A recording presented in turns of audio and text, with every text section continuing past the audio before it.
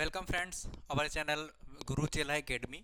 Now we are discussing about NTA NET JRF first paper उच्च शिक्षा प्रणाली higher education system पर हम बात कर रहे हैं। पार्ट नंबर 3 जो इम्पॉर्टेंट क्वेश्चंस की सीरीज है वो पार्ट नंबर 3 है। आप हमारे चैनल को लाइक शेयर सब्सक्राइब करते रहिए। यूट्यूब पे के साथ साथ में हम आपको एक कॉन्टैक्ट नंबर प्रोवाइड कर रहे हैं जिसमें आप व्हाट्सएप और टेलीग्राम के थ्रू हमसे कांटेक्ट कर सकते हैं। फेसबुक पे हमारे पेज को लाइक कर सकते हैं। पीडीएफ की डिटेल्स के लिए ये कॉन्टैक्ट्स आपको प्रोवाइड किए गए हैं, तो आप हमारे चैनल पे बने रहिए, वॉच करते रहिए। स्टार्ट करते हैं हम आज का प्रैक्टिस सेट जिसमें हायर एजुकेशन सिस्टम के इंपॉर्टेंट 15 क्वेश्चंस पे बात करेंगे। फर्स्ट क्वेश्चन है, जो फर्स्ट क्वेश्चन है वो बहुत इंपॉर्टेंट है और यहाँ से ही इंपॉर्टेंट क्वेश्चंस का ताता प्रारंभ हो जाता है।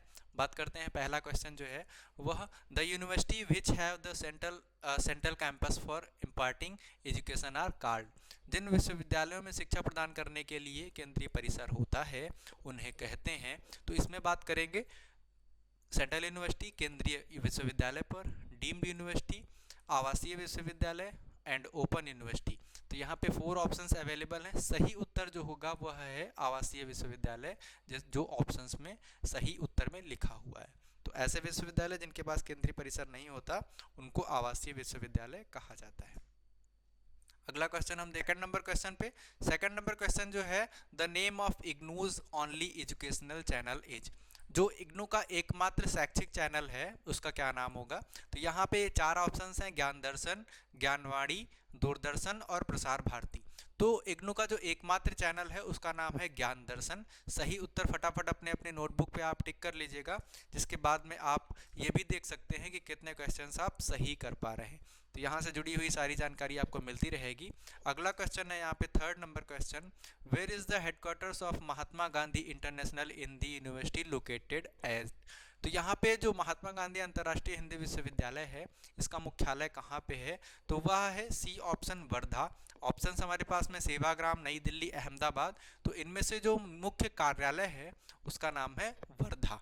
और यह बहुत इंपॉर्टेंट है, कई बार परीक्षा में पूछा गया है कि अंतर्राष्ट्रीय जो हिंदी यूनिवर्सिटी है उसका मुख्यालय कहाँ पे है। मित्रों अगर हम बात करें तो इसका उत्तर प्रदेश में जो इसके कार्यालय है या इसके जो क्षेत्र हैं वह एक तो जो अंतर्राष्ट्रीय महात्मा गांधी हिंदी विश्वविद्यालय का क्षेत्र है वर्धा के साथ साथ में प्रयागराज में भी है और लखनऊ में भी इसके केंद्र स्थापित हैं, जहाँ पे भी एजुकेशनल जो कार्य होते हैं वह किए जाते हैं।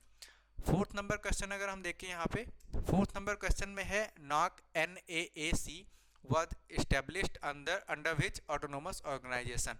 जो नाक है वो किस स्वायत्त संस्था के अंतर्गत स्थापित किया जाता है। इसके लिए हमारे पास 4 ऑप्शंस हैं, ICSSR, CSIR, AICTE, UGC university grant commission, all India जो ये टेक्निकल एजुकेशन है उसके बारे में CSIR और ICSSR। तो हमें बताना है नाक किस स्वायत्त संस्था के अंतर्गत स्थापित है।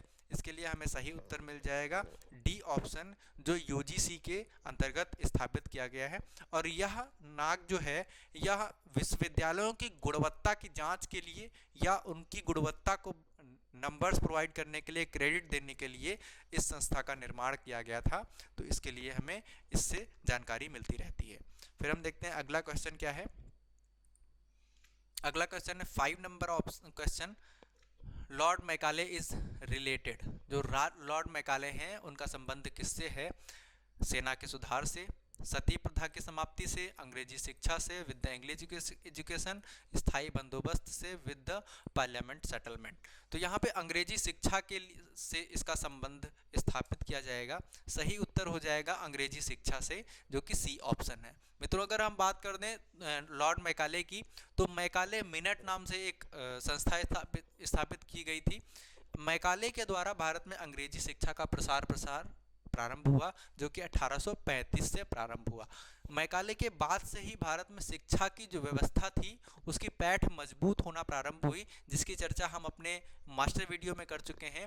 वहां से आप इस वीडियो की डिटेल्स के माध्यम से उससे जो 50 मिनट का मास्टर वीडियो है वहां से सारी जानकारी प्राप्त कर सकते हैं। अगला क्वेश्चन हमारे पास में फिर से है 6 number question. 6 number question, networking of libraries through electronic media is known as. Electronic media के माध्यम से पुस्तकालयों में की नेटवर्किंग के रूप में जाना जाता है। 4 ऑप्शंस अवेलेबल हैं, इंटरनेट, एचटीएमएल, इन्फिलिनेट एंड लिबिनेट। और ये क्वेश्चन कई बार पूछा गया है। सी ऑप्शन जैसा कि इसमें लिखा हुआ है सही उत्तर होगा इन्फिलिनेट। तो इन्फिलिनेट जो है वह पुस्तकालयों की नेटवर्किंग के रूप में जाना जाता है। 7 नंबर क्वेश्चन है। 7 नंबर क्वेश्चन में हम बात करेंगे डीम्ड यूनिवर्सिटी के बारे में। Deemed university is declared by UGC under section 3 of the UGC act 1956 are not permitted to. जो यूजीसी की अधिनियम 1956 की धारा 3 के तहत यूजीसी द्वारा घोषित डीम्ड विश्वविद्यालयों को अनुमति नहीं है। तो यहाँ पे नहीं वाली जो स्थिति है वह बहुत ही विशेष होती है। इसमें एक ऑप्शन को सेलेक्ट करना है। उच्च शिक्षा के किसी भी संस्थान से संबद्धता, give affiliation to any institute of higher education. B option उच्च शिक्षा और अंक जारी करने के कार्यक्रमों की पेशकश, offer programmes in higher education and issues degree. दूरस्थ शिक्षा परिषद की स्वीकृति के बिना दूरस्थ शिक्षा के कार्यक्रम प्रदान करते हैं। Offer distance education programmes without approval of the distance educational council. 4th option UGC की अनुमति के बिना क्रमशः देश और विदेशों में कहीं भी ऑफ कैंपस ऑफ शोर परिसर खोल सकता है। Open off campus and off shore campus anywhere in the country of overseas respectively without the permission of UGC. तो यहाँ पे 4 ऑप्शंस अवेलेबल हैं हमारे पास। हमें बतलाना है कि कौन सा ऑप्शन इस धारा के तहत, धारा 3 के तहत नहीं आता है। तो उसके लिए हम चलते हैं ऑप्शंस में। डी ऑप्शन इसका सही उत्तर है। यूजीसी की अनुमति के बिना आप क्रमशः देश और विदेशों में कहीं भी ऑफ कैंपस और ऑफ शोर के परिसर खोल सकते हैं। तो यह जो है इस धारा के अंतर्गत नहीं था। शेष जो है वह तीनों धारा 3 के अंतर्गत अनुमति नहीं है। Which of the following organizations look after the quality of technical education and management education in India? निम्न में से कौन सा संगठन भारत में तकनीकी शिक्षा और प्रबंधन शिक्षा की गुणवत्ता को देखता है? 4 ऑप्शंस हैं, एमसीआई, सीएसआईआर, एआईसीटीई, एनसीटीई। तो हमें बताना है इसमें से सी ऑप्शन सही है, एआईसीटीई, जो कि all India council of technical education है, भारत में तकनीकी शिक्षा और प्रबंधन शिक्षा की गुणवत्ता के लिए कार्य करता है। तो एआईसीटीई इसका ऑप्शन सेलेक्ट किया जाएगा। 9 नंबर क्वेश्चन में देखते हैं। 9 नंबर क्वेश्चन है which of the following is are minority institutions. निम्न में से क्या अल्पसंख्यक संस्थान है? कौन सा है? Punjab University Patiala, Saint Stephen's College Delhi, Kashmir विश्वविद्यालय श्रीनगर, उस्मानिया विश्वविद्यालय हैदराबाद। तो इसमें से अल्पसंख्यक यूनिवर्सिटी कौन सी है? इसके लिए हमारे पास में ऑप्शन है B option, Saint Stephen's College Delhi. तो ये जो है यह अल्पसंख्यक संस्थान है और यही सही उत्तर इसका है।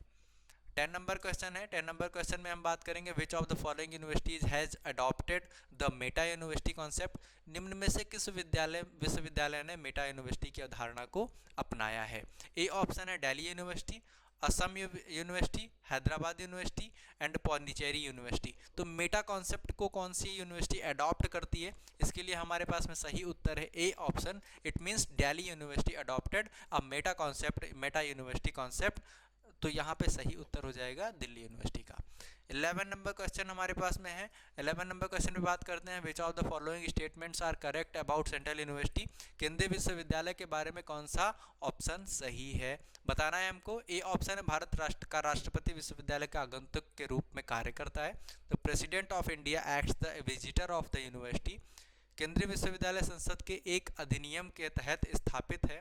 Central university is established under an act of parliament. अध्यक्ष के पास कुछ सदस्यों को कार्यकारी समिति या विश्वविद्यालय के प्रबंधन बोर्ड में नामित करने की शक्ति होती है।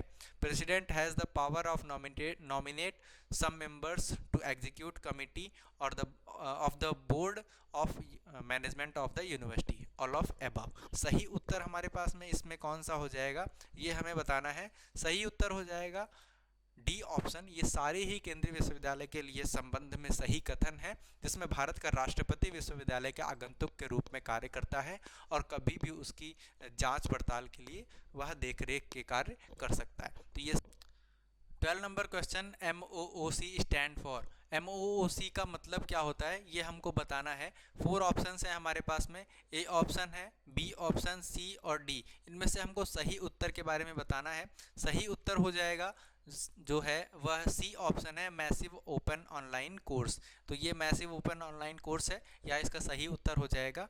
अगले क्वेश्चन पे हम चलते हैं, 13 नंबर क्वेश्चन। 13 नंबर क्वेश्चन है, which of the following are the objective राष्ट्रीय उच्चतर शिक्षा अभियान रूसा।